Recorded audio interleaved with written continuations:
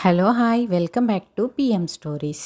ఒక పేద బాలుడు ప్రతిరోజు రోడ్డుపై కూర్చొని చెప్పులు పాలిష్ చేసేవాడు.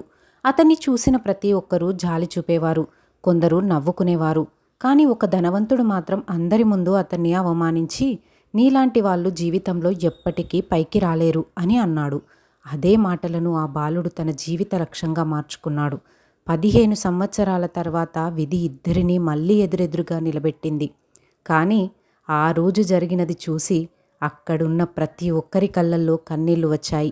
హైదరాబాదు నగరంలోని ఒక రద్దీ కూడలిలో ప్రతి ఉదయం సూర్యుడు ఉదయించక ముందే ఒక చిన్న బాలుడు తన పాత చెక్క పెట్టే 2 పాలిష్ డబ్బాలు, ఒక బ్రష్ పట్టుకుని ఫుట్పాత్పై కూర్చునేవాడు.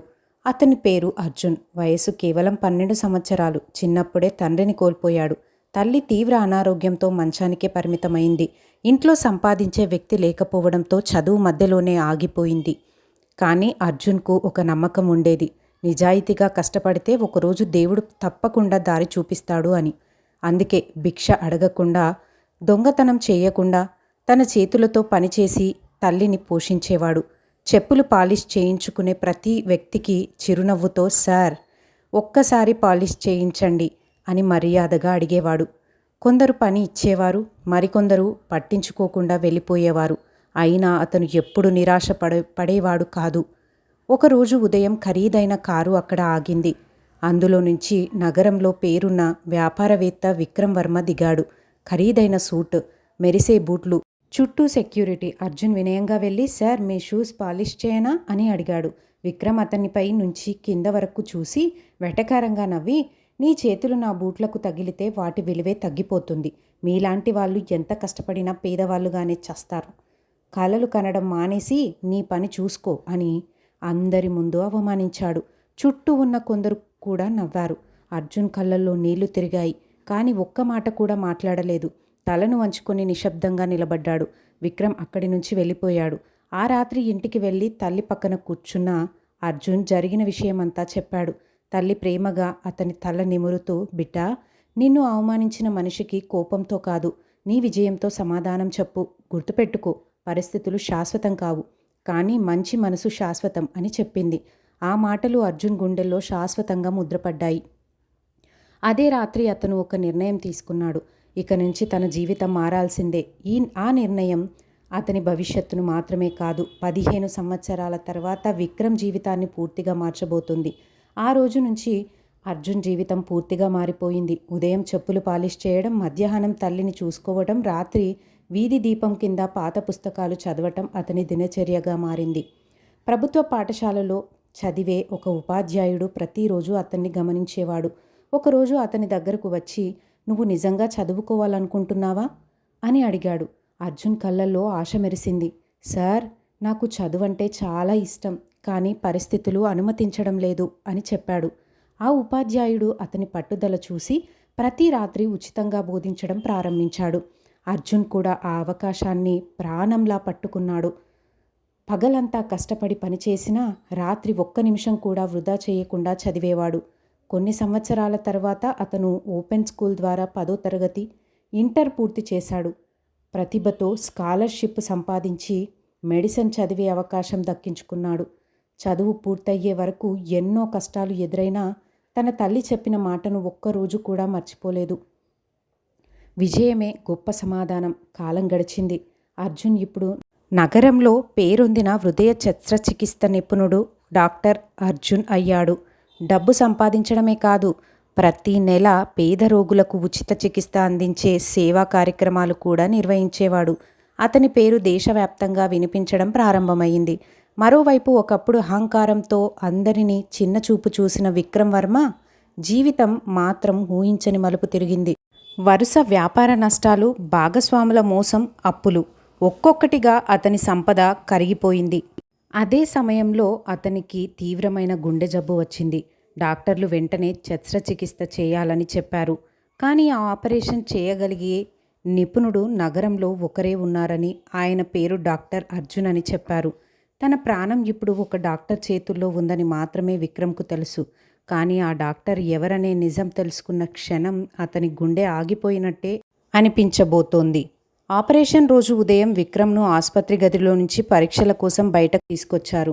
కొద్దిసేపటి తర్వాత తెల్లని కోటు ధరించి ప్రశాంతమైన చిరునవ్వుతో ఒక డాక్టర్ లోపలికి వచ్చాడు. విక్రమ్ అతని ముఖం చూసిన క్షణంలో ఆశ్చర్యంతో కళ్ళను పెద్దవి చేశాడు. ఆ డాక్టర్ మరెవరో కాదు, 15 సంవత్సరాల క్రితం తన బూట్లను పాలిష్ చేయాలని అడిగిన ఆ చిన్న బాలుడే. విక్రమ్ చేతులు వణికిపోయాయి. అతని కళ్ళల్లో సిగ్గు, పశ్చాత్తాపం, భయం అన్నీ ఒకేసారి కనిపించాయి. అర్జున్, నువ్వా అని వణుకుతున్న గొంతుతో అడిగాడు. అర్జున్ ప్రశాంతంగా చిరునవ్వు నవ్వి, అవును సార్, నేనే.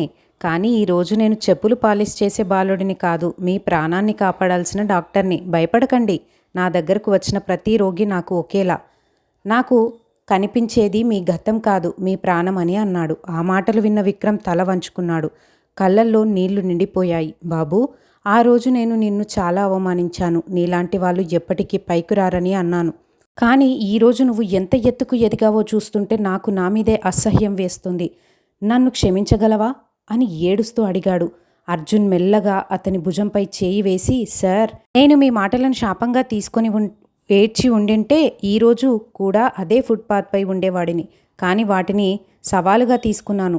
మీరు నన్ను అవమానించకపోయి ఉంటే బహుశా ఈ స్థాయికి చేరాలనే పట్టుదల నాకు వచ్చేది కాదేమో, తెలియదు. అందుకే మీ మీద నాకు కోపం లేదు. జీవితంలో మనల్ని కిందకు లాగే మాటలు కూడా కొన్నిసార్లు మనల్ని పైకి తీసుకెళ్లే మెట్లుగా మారుతాయి అని ప్రశాంతంగా చెప్పాడు. ఆపరేషన్ విజయవంతంగా పూర్తయింది. కొద్ది రోజుల తర్వాత కోలుకున్న విక్రమ్ ఆసుపత్రి నుంచి బయటకు వెళ్లే ముందు అర్జున్ని మరోసారి కలవాలని నిర్ణయించుకున్నాడు. కానీ ఈసారి అతను కేవలం క్షమాపణ చెప్పడానికి మాత్రమే రాలేదు. తన జీవితాన్నే మార్చే ఒక నిర్ణయంతో వచ్చాడు. కొన్ని రోజుల తర్వాత పూర్తిగా కోలుకున్న విక్రమ్ పూలగుత్తి చేతిలో పట్టుకుని డాక్టర్ అర్జున్ గదిలోకి నెమ్మదిగా అడుగుపెట్టాడు. ఈసారి అతని ముఖంలో అహంకారం లేదు, వినయం మాత్రమే ఉంది. అర్జున్ని చూసిన వెంటనే అతను 2 చేతులు జోడించి, డాక్టర్ గారు, మీరు నా ప్రాణాన్ని మాత్రమే కాపాడలేదు, నా ఆలోచనా విధానాన్ని కూడా మార్చేశారు. ఒకప్పుడు డబ్బు ఉన్నవాడే గొప్పవాడని అనుకునేవాడిని. కానీ ఈరోజు మంచి మనసున్నవాడే నిజమైన ధనవంతుడని అర్థమైంది అని భావోద్వేగంగా చెప్పాడు. తర్వాత తన బ్యాగులో నుంచి ఒక పెద్ద చెక్కును తీసి అర్జున్ ముందు పెట్టాడు. ఈ డబ్బుతో పేద పిల్లల చదువు కోసం ఒక ట్రస్ట్ ప్రారంభించండి. ఇకపై నా జీవితంలో మిగిలిన రోజులు కూడా అలాంటి పిల్లల కోసమే పనిచేస్తాను. నేను చేసిన తప్పుకు ఇదే నా చిన్న ప్రాయశ్చిత్తం అని అన్నాడు. అర్జున్ చిరునవ్వుతో ఆ చెక్కును తిరిగి అతని చేతిలో పెట్టి, సార్, డబ్బు ఇవ్వడం కంటే గొప్పది ఒక పేద పిల్లవాడి కలను నమ్మడం. మీరు నిజంగా మారాలనుకుంటే ప్రతి సంవత్సరం కనీసం 10 మంది పేద పిల్లల చదువు బాధ్యత తీసుకోండి. వాళ్లకు అవకాశం ఇవ్వండి. అదే నాకు మీరు ఇచ్చే గొప్ప బహుమతి అని చెప్పాడు. ఆ మాటలు విన్న విక్రమ్ కళ్ళల్లో ఆనంద బాష్పాలు మెరిశాయి. మాట ఇస్తున్నాను డాక్టర్ గారు, ఇకపై నా వల్ల ఎవరి ఆత్మగౌరవం దెబ్బతినదు. నా వల్ల వీలైనంత మంది పిల్లల జీవితాల్లో వెలుగు నింపుతాను అని గట్టిగా చెప్పాడు. కొన్ని నెలల తర్వాత నగరంలోని ఒక పాఠశాలలో పేద విద్యార్థులకు స్కాలర్షిప్లు అందించే కార్యక్రమం జరిగింది. వేదికపై ముఖ్య అతిథిగా డాక్టర్ అర్జున్, విక్రమ్ ఇద్దరూ కలిసి నిలబడ్డారు. వందలాది మంది పిల్లలు చప్పట్లతో వారిని స్వాగతించారు. ప్రసంగం ముగించే ముందు అర్జున్ ఒక మాట చెప్పాడు. మిమ్మల్ని తక్కువ చేసి మాట్లాడిన ప్రతి మాటకు కోపంతో సమాధానం చెప్పకండి. మీ విజయంతో సమాధానం చెప్పండి. పరిస్థితులు మీ భవిష్యత్తును నిర్ణయించవు, మీ పట్టుదలే నిర్ణయిస్తుంది. ఎవరిని వారి బట్టలు చూసి, వారి పని చూసి, పేదరికం చూసి చిన్న చూపు చూడకండి. ఎందుకంటే ఈరోజు మీ ముందు సహాయం అడిగిన వ్యక్తే రేపు మీ జీవితాన్ని మార్చే వ్యక్తి కావచ్చు. ఆ మాటలు విన్న సభ మొత్తం చప్పట్లతో మారుమోగిపోయింది. విక్రమ్ తలెత్తి ఆకాశం వైపు చూసి మనసులో ఒక మాట అనుకున్నాడు. ఒకప్పుడు నేను ఒక బాలుడిని అవమానించాను, కానీ అదే బాలుడు నన్ను మంచి మనిషిగా మార్చాడు. స్నేహితులారా, ఈ కథ మనకు నేర్పే గొప్ప పాఠం ఒకటే. మనిషి గొప్పతనం అతని డబ్బులో కాదు, అతని మనసులో ఉంటుంది. అవమానం కొందరిని కూల్చేస్తుంది, కానీ పట్టుదల ఉన్నవారిని చరిత్రలో నిలబెడుతుంది. స్నేహితులారా, ఈ ప్రపంచంలో ఎవరిని వారి పేదరికాన్ని చూసి చిన్న చూపు చూడకండి. ఈరోజు కష్టపడుతున్న వ్యక్తే రేపు గొప్ప విజయాన్ని సాధించవచ్చు. అవమానం కొందరిని విరగగొడుతుంది, కానీ పట్టుదల ఉన్నవారిని శిఖరానికి తీసుకెళ్తుంది. మీ జీవితంలో కూడా ఎవరికైనా మిమ్మల్ని తక్కువ చేసి మాట్లాడితే నిరాశపడకండి. మీ విజయంతోనే వారికి సమాధానం చెప్పండి. గుర్తుంచుకోండి, పరిస్థితులు మన భవిష్యత్తును నిర్ణయించవు, మన నిర్ణయాలే మన భవిష్యత్తును నిర్మిస్తాయి. ఈ కథ మీ హృదయాన్ని తాకితే ఒక కమెంట్ చేయండి. మీ జీవితంలో మిమ్మల్ని ప్రేరేపించిన వ్యక్తి గురించి కూడా కమెంట్లో పంచుకోండి. ఇలాంటి మోటివేషనల్, మోరల్ మరియు ఇన్స్పిరేషనల్ కథల కోసం మా పిఎం స్టోరీ టైమ్ ఛానల్ను సబ్స్క్రైబ్ చేసి బెల్ ఐకాన్ నొక్కండి. మర్చిపోవద్దు. మీ ప్రేమ, మీ ఆదరణ మాకు మరిన్ని మంచి కథలు తీసుకురావటానికి ప్రేరణ. Thank you.